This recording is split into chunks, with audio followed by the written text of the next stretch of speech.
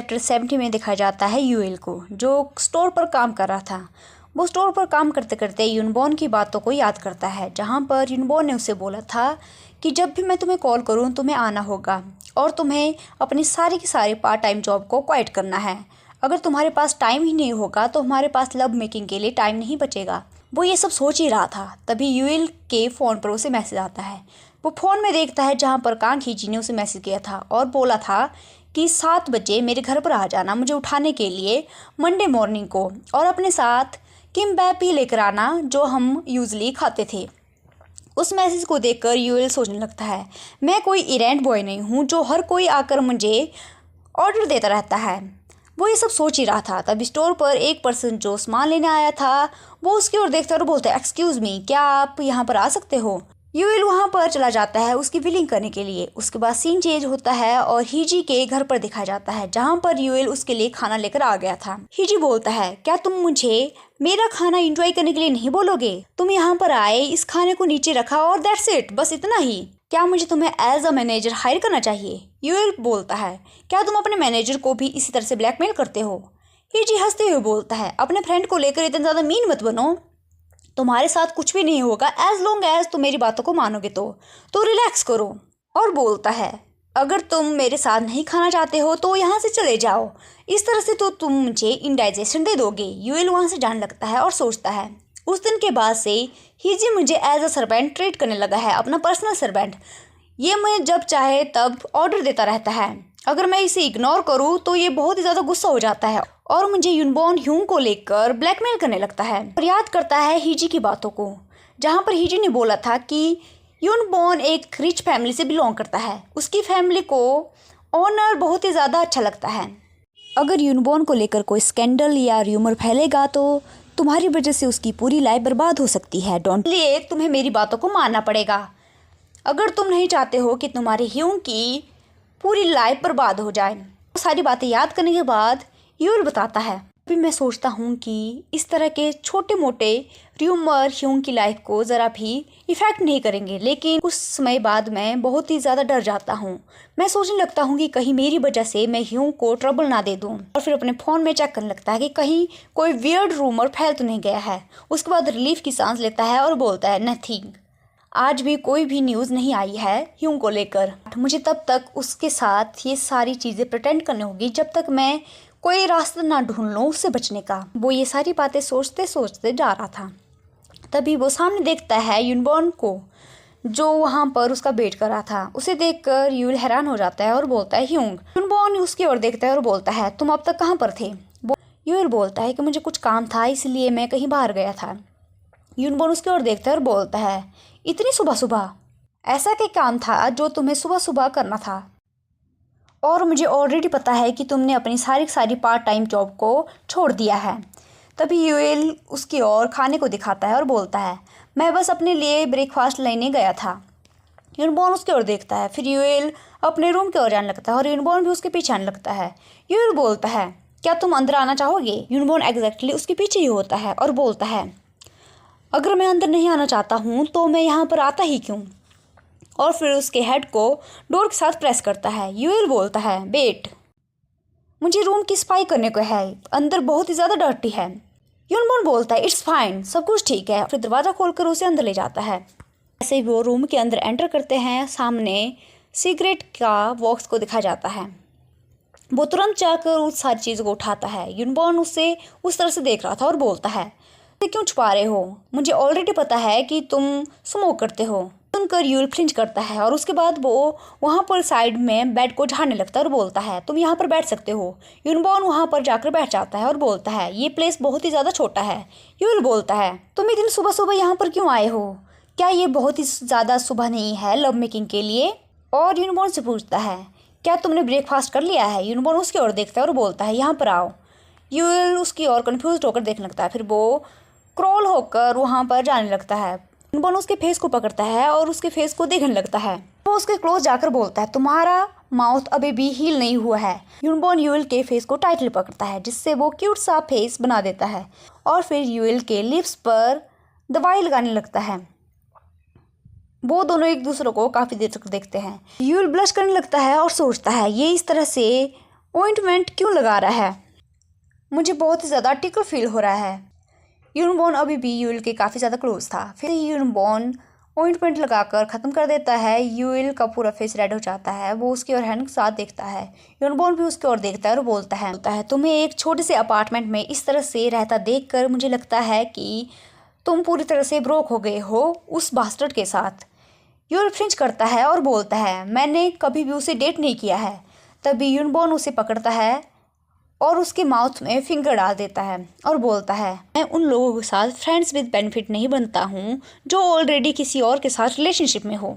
मुझे किसी और के साथ अपनी चीज़ें शेयर करना पसंद नहीं है और ना ही किसी और के साथ साइड फेस बनना पसंद है। फिर यूनबॉर्न उसके ईयर्स को पकड़ता है और बोलता है क्या तुम समझ गए? यूएल का पूरा फेस रेड हो गया होता है और उसके ईयर्स भी रेड हो गए थे। इस तरह की हर्टफुल चीज़ें कहना बंद कर दो जब तुम मेरे ऊपर दबाई लगा रहे हो। ये सुनकर यूनबॉर्न बोलता है व्हाट? क्या तुम्हें लगता है कि मैंने ये सब इसलिए किया क्योंकि मैं तुम्हें लाइक करता हूँ? मैं तुम्हारा ध्यान इसलिए रख रहा हूँ क्योंकि तुम मेरे फ्रेंड्स विद बेनिफिट हो। मुझे तुम्हें यूज़ करना है।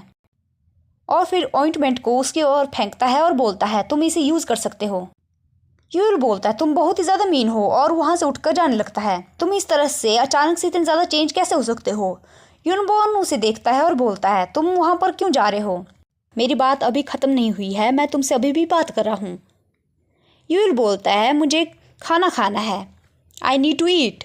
मुझे बहुत ही ज़्यादा भूख लगी है। यूएल खाना खा रहा होता है। यूनबॉर्न पीछे से आता है और उसे कमर से पकड़ता है और अपनी ओर खींचता है और बोलता है तुम तो ऐसे बोल रहे हो जैसे इतने से खाने से तुम्हारा पेट भर जाएगा। यूएल उसकी ओर देखता है। फिर सीन चेंज होता है और अगले चैप्टर में दिखाया जाता है जहाँ पर वो रेस्टोरेंट में आए होते हैं खाना खाने के लिए। यूनबॉर्न उसकी ओर देखता है और बोलता है तुम खाना क्यों नहीं खा रहे हो? तुम्हें मेरे साथ रहने से अनकंफर्टेबल फील हो रहा है। यूएल तुरंत बोलता नहीं ऐसा कुछ भी नहीं है। मैं यहाँ पर फर्स्ट टाइम आया हूँ तो यहाँ के प्राइजेस बहुत ही ज़्यादा हाई है। वो बोल ही रहा होता है तभी यूनबॉर्न बोलता है मैं तुम्हें पे करने नहीं दूंगा, इसलिए तुम्हें टेंशन लेने की ज़रूरत नहीं है। चुपचाप खाना खाओ। तुम ऑलरेडी ही बहुत सारा वेट लॉस कर चुके हो। इस तरह से तुम ज़रा भी अच्छे नहीं लगते हो। और यूएल को अपने हाथों के साथ खाना खिलाने लगता है। यूएल उसके हाथों से खाना खाता है और फिर बोलता है मैं इतना ज़्यादा हैंडसम नहीं था। तभी यूनबॉर्न बोलता है नहीं, बात यह है कि तुमने आज तक अपने फेस पर ज़्यादा अटेंशन नहीं दी है, इसलिए तुम्हें लगता है कि तुम हैंडसम नहीं हो। फिर यूएल बोलता है आज के बाद मैं खुद पर ज़्यादा ध्यान दूंगा। खाना खाते खाते यूएल के फेस पर खाना लग गया था। यूएल उसके होठों से खाने को साफ करने लगता है और बोलता है तुम अभी भी बच्चे नहीं हो। यूएल उसकी ओर देखने लगता है और ब्लश करने लगता है। तभी वहाँ पर वेटर आता है और बोलता है मैं पास्ता लेकर आया हूँ विदाउट श्रिम्प वाला। यूएल बोलता है तुम यहाँ पर आगे रख सकते हो इसे। फिर टेबल पर दिखाया जाता है जहाँ पर बहुत सारी वैरायटी ऑफ फूड होता है। वो दोनों खाना खाते हैं और उसके बाद सीन चेंज होता है और होटल रूम में दिखाया जाता है उन दोनों को, जहाँ पर यूनबॉर्न बोलता है कि मैं शावर लेने जा रहा हूँ। यूएल बोलता है ओके। यूएल इधर उधर होटल रूम को देखने लगता है और सोचता है क्या इसे ही फ्रेंड्स विद बेनिफिट कहते हैं, और बेड पर जाकर लेट जाता है और सोचता है हम साथ में खाना खाने के लिए गए थे, मेरे ऊपर मेडिसिन भी अप्लाई की और उसके बाद हम साथ में भी सोए उस सेम पर्सन के साथ जिसके बारे में बहुत ज़्यादा सोचता हूँ, जिसे लाइक करता हूँ। अपने थॉट से बाहर आ जाता है और बोलता है नो मैं इसमें क्या सोच रहा हूँ, और सोचने लगता है कि मुझे इसमें हम दोनों के बीच की सारी मिसअंडरस्टैंडिंग को दूर करने के बारे में सोचना चाहिए और चीज़ों को पहले की तरह लानी चाहिए और इस तरह से हम दोनों का रिलेशनशिप पहले की तरह हो जाएगा। तो ये सारी बातें सोच रहा था और कुछ समय बाद दिखाया जाता है जहाँ पर यूनबॉर्न शावर लेकर बाहर आ जाता है। वो अपने सामने देखता है और यूएल को सोता देखकर फ्रिंच हो जाता है। यूनबॉर्न उसके क्लोज आता है, उसके पैरों को उठाता है और बोलता है तुम अब क्या करना चाहते हो। उसके हाथों को पकड़ता है। क्या तुम्हें लगता है कि मैंने तुम्हें आज तक सोते हुए नहीं देखा है? तुम इस तरह से फेक सोने का एक्ट नहीं कर सकते हो। वो देखता है यूएल सच में सो गया था। वो उसकी ओर बस देखता रहता है। फिर वो उसके चीक्स पर पो करने लगता है और बोलता है क्या तुम सच में सो गए हो, और उसके बालों पर अपने हाथ से हिलाने लगता है। यूएल इसमें बहुत ही ज़्यादा थका हुआ लग रहा था। उसे देखकर यूनबॉर्न बोलता है सीरियसली मैं दिन प्रतिदिन तुम्हें समझ नहीं पा रहा हूँ कि आखिरकार तुम क्या हो और क्या सोचते हो। तभी यूएल नींद में यूनबॉर्न का नाम लेने लगता है, यूनबॉर्न ह्योंग। अपना नाम सुनकर यूनबॉर्न हैरानी के साथ यूएल की ओर देखने लगता है। वो शॉक्ड हो जाता है अपना नाम सुनकर। कुछ समय तक यूनबॉर्न यूएल की ओर बस उसे सोता हुआ देखता रहता है और थोड़ी देर बाद वो उसके बगल में जाकर लेट जाता है। उसके फेस को देखता रहता है और थोड़ी देर बाद उसे भी नींद आ जाती है। यूएल काफी लंबे समय तक सोता रहता है। जब उसकी नींद खुलती है तो वो शॉक्ड हो जाता है अपने बगल में यूनबॉर्न को ऐसे देखकर। वो खड़े होता है और बोलता है, व्हाट ह्यूंग, मैं कब सो गया? यूनबॉर्न को दिखा जाता है जो इसमें फ़ोन में देख रहा था और बोलता है, जब मैं शावर से बाहर आया तो तुम उसमें सो रहे थे और खराटे ले रहे थे। यूएल बोलता है, सॉरी, मुझे माफ़ कर दो, मैं जल्दी से अपना फेस वॉश करने जाता हूँ और फिर वहाँ पर जल्दी से आ जाऊँगा। यूनबॉर्न बोलता है, अपना समय लो जितना तुम लेना चाहते हो, हमारे पास बहुत ही ज़्यादा टाइम है तो तुम्हें जल्दबाजी करने की कोई ज़रूरत नहीं है। यूएल उठता है और सोचने लगता है, ऑलरेडी 8 बज चुके हैं, आखिरकार मैं कितने समय तक सोता रहा और इसने मुझे उठाया क्यों नहीं, और शावर लेने वॉशरूम में चला जाता है। फिर यूएल को वॉशरूम में दिखाया जाता है जहाँ पर वो अपने लिप्स को रब कर रहा था। यहीं पर बाहर यूनबॉर्न को दिखाया जाता है जो सोच रहा था कि यूएल इतना ज़्यादा थका हुआ क्यों फील कर रहा है। लगता है कि मुझे उससे पहले डिनर कर देना चाहिए और उसके बाद उसे कुछ समय के लिए और सोने देना चाहिए। वो ये सब सोच ही रहा था, तभी उसका ध्यान यूएल के फ़ोन पर जाता है। वो उसके फ़ोन को पकड़ता है और वो उसके फ़ोन में देखता है और उसका पूरा फेस डार्क हो जाता है। वो गुस्से में आ जाता है क्योंकि वो यूएल के फ़ोन में कांग हीजी के मैसेज को देखता है जहाँ पर कांग हीजी ने बोला था मेरा कुछ देर के लिए वेट करना और मैं तुम्हें कल कॉल करूँगा। दूसरा मैसेज था कि अल्कोहल के कारण मुझे बहुत ज़्यादा डिजी फील हो रहा है तो कल सुबह मेरे लिए हैंगओवर सूप लेकर आना और साथ ही किम्बैप भी ले आना। और फिर उसके नीचे उसने यूएल को होटल में आने के लिए भी बोला था। ये सारे मैसेज कांग हीजी ने यूएल को एज अ सर्वेंट जो ट्रीट करा था जो उसे ब्लैकमेल कर रहा था, वो सारे मैसेज थे। कांग हीजी यूएल को ब्लैकमेल कर रहा था और इस कारण से उसने सारे के सारे मैसेज यूएल को भेजे थे और यूएल उसे चुपचाप फॉलो कर रहा था। उन सारे मैसेज को देखकर यूनबॉर्न और यूएल के बीच में और ज़्यादा मिसअंडरस्टैंडिंग बढ़ जाती है। वो उन मैसेज को देखकर बोलता है, ये सब क्या है, और एक स्मिर करता है और अपने डार्क फेस के साथ बोलता है, तो ये कम्प्लीटली अभी भी ओवर नहीं हुआ है। यूनबॉर्न यूएल के फ़ोन को साइड में फेंकता है। तभी कुछ समय बाद यूएल को दिखाया जाता है जो शावर लेकर बाहर आता है। वो यूनबॉर्न को बोलता है, मुझे प्रॉपरली मेरे हेयर ड्राई करने दो, मैं उसके बाद तुम्हारे पास आ जाऊँगा। लेकिन यूनबॉर्न गुस्से के साथ बोलता है, बस सीधा यहाँ पर आ जाओ। यूएल कन्फ्यूज्ड होकर उसकी ओर देखता है। यूनबॉर्न बोलता है, मैंने कहा कि यहाँ पर आओ। जैसे ही यूएल उसके पास आता है, यूनबॉर्न उसे बहुत ही हार्शली उसके हाथ को पकड़ता है और बेड पर लिटा देता है। यूएल बहुत ही कन्फ्यूज्ड होकर और सरप्राइज्ड होकर यूनबॉर्न की ओर देखने लगता है। यूएल बोलता है, ह्यूंग। यूनबॉर्न गुस्से के साथ बोलता है, तुम आज सुबह तक किसके साथ थे? यूएल बोलता है, व्हाट, तुम ये क्या बोल रहे हो? मैं बस किम्बैप खरीदने गया था और मैं सीधा यहाँ पर आ गया था। यूनबॉर्न फिर गुस्से से बोलता है, जब तक तुम वापस आए तब तक शायद तुमने किसी और के साथ ऑलरेडी ही खाना खा लिया था और फिर कुछ खाना वापस ले आए। यूएल नज़र चुराते हुए बोलता है, तुम अचानक से ऐसी बातें क्यों बोल रहे हो? मुझे समझ नहीं आ रहा है कि तुम आखिरकार कहना क्या चाहते हो। यूनबॉर्न उसकी ओर देखता और बोलता है, फाइन, अगर तुम नहीं बताना चाहते हो तो इसका कोई फ़ायदा भी नहीं है तुमसे इस तरह से पूछने का। वो उसे फोर्सफुली दूसरी ओर लेटाता है और बोलता है, मैं डायरेक्टली इसे चेक कर सकता हूँ कि तुम किसके साथ थे और क्या करे थे।